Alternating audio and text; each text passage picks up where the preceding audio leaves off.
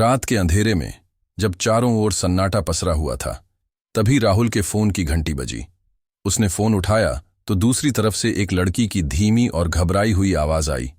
Hello, क्या आप मेरी मदद कर सकते हैं? राहुल को आवाज जानी पहचानी लगी, लेकिन वह समझ नहीं पा रहा था कि यह कौन थी। उसने पूछा, आप कौन हैं? क्या हुआ है? लड़की की आवाज कांप रही थी। मैं अंजलि हूं, प्लीज मेरी मदद करो, मैं बहुत डर गई हूं। यह सुनते ही राहुल के रोंगटे खड़े हो गए। अंजलि उसकी कॉलेज की दोस्त थी, लेकिन वह तो 1 साल पहले रहस्यमय तरीके से गायब हो गई थी। राहुल के दिमाग में अचानक कई सवाल उठने लगे। अगर अंजलि गायब हो चुकी थी तो फिर वह अभी फोन पर कैसे थी? उसने घबराते हुए पूछा, अंजलि, तुम कहां हो? क्या हुआ था तुम्हारे साथ? लेकिन तभी कॉल कट गई। राहुल ने तुरंत दोबारा कॉल करने की कोशिश की, लेकिन नंबर आउट ऑफ सर्विस बता रहा था। यह देखकर उसके मन में डर और जिज्ञासा दोनों जाग उठे। वह सोचने लगा कि कहीं यह उसका कोई वहम तो नहीं। लेकिन नहीं, आवाज वही थी जिसे वह कभी भूल नहीं सकता था। राहुल ने बिना देर किए अपने दोस्तों को फोन किया और उन्हें इस कॉल के बारे में बताया। सभी चौंक गए, क्योंकि अंजलि का मामला पूरे शहर के लिए एक अनसुलझी पहेली बन चुका था। जब वह अचानक गायब हुई थी तो पुलिस ने बहुत खोजबीन की थी, लेकिन कोई सुराग नहीं मिला था। उसके माता पिता भी टूट चुके थे और अब किसी चमत्कार की ही उम्मीद कर रहे थे। राहुल के दोस्त रोहन ने कहा, हमें इस बारे में पुलिस को बताना चाहिए। लेकिन राहुल को लगा कि पुलिस इस मामले को गंभीरता से नहीं लेगी, क्योंकि उनके पास कोई ठोस सबूत नहीं था। उसने तय किया कि पहले खुद कुछ जानकारी जुटाएगा। उसने कॉल रिकॉर्डिंग चेक की, लेकिन रिकॉर्डिंग में कुछ भी नहीं था, मानो वह कॉल कभी आई ही नहीं थी। यह देखकर वह और ज्यादा बेचैन हो गया। अगली रात ठीक उसी समय फिर से फोन बजा। राहुल ने घबराते हुए कॉल उठाई। इस बार अंजलि की आवाज और भी डरावनी लग रही थी।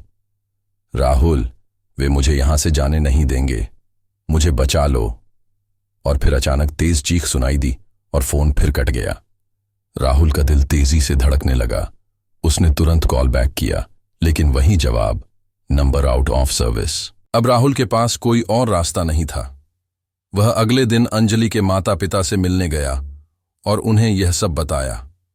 वे पहले तो विश्वास नहीं कर पाए, लेकिन जब राहुल ने उन्हें पूरी घटना समझाई तो उनकी आंखों में उम्मीद की किरण जग गई। अंजलि की मां रोते हुए बोली, अगर वह अब भी जिंदा है तो हमें उसे किसी भी हाल में ढूंढना होगा। राहुल और उसके दोस्तों ने तय किया कि वे अंजलि की पुरानी कॉल डिटेल्स और आखिरी लोकेशन की जानकारी जुटाने की कोशिश करेंगे।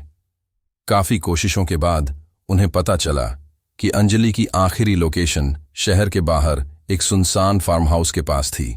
वह जगह अब वीरान पड़ी थी और वहां जाने से लोग डरते थे। अगली रात राहुल और उसके दोस्त उस फार्म हाउस पर पहुंचे।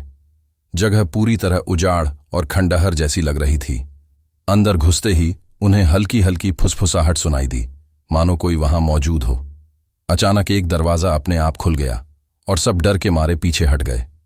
राहुल ने हिम्मत जुटाकर अंदर झांका। कमरा पूरी तरह खाली था, लेकिन एक कोने में एक पुराना मोबाइल फोन पड़ा हुआ था।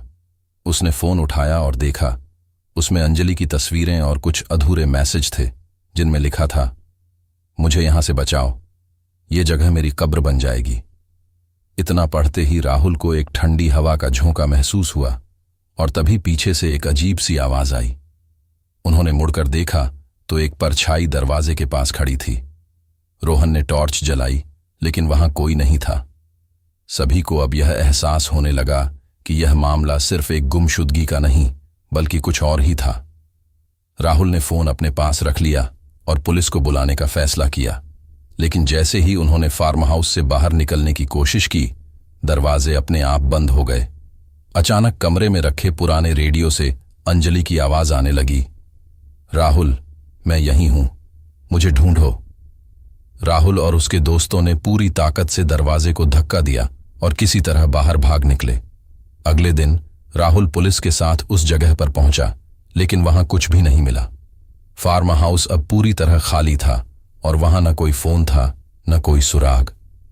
पुलिस ने इसे भ्रम मान लिया, लेकिन राहुल को यकीन था कि अंजलि की आत्मा अब भी न्याय चाहती थी। राहुल ने अपने स्तर पर जांच जारी रखी और धीरे धीरे उसे पता चला कि उस फार्म हाउस का इतिहास काफी डरावना था। सालों पहले वहां कई लड़कियां रहस्यमय तरीके से गायब हो चुकी थीं, लेकिन उनका कोई पता नहीं चला। फिर एक दिन राहुल के पास फिर से वही कॉल आई। इस बार आवाज साफ थी, राहुल, सच्चाई अब सामने आने वाली है। और उसी रात पुलिस को उस फार्म हाउस के पास एक गुप्त तहखाने का पता चला, जहां से कई लड़कियों के अवशेष मिले। ये देख सभी चौंक गए। जांच के बाद पता चला कि यह एक संगठित अपराध का अड्डा था, जहां लड़कियों को कैद कर रखा जाता था। लेकिन अब भी एक सवाल बना रहा, अंजलि कहां थी? जब पुलिस ने तहखाने की गहराई में छानबीन की तो उन्हें वहां एक दीवार पर खून से लिखा एक संदेश मिला, धन्यवाद राहुल, तुमने मुझे मुक्त कर दिया। यह देखकर राहुल की आंखों में आंसू आ गए। शायद अंजलि अब इस दुनिया में नहीं थी, लेकिन उसकी आत्मा को अब शांति मिल गई थी। इसके बाद राहुल को कभी वह कॉल नहीं आई, लेकिन जब भी वह रात के अंधेरे में अपने फोन को देखता, उसे लगता कि शायद अंजलि अब भी कहीं न कहीं से उसे देख रही है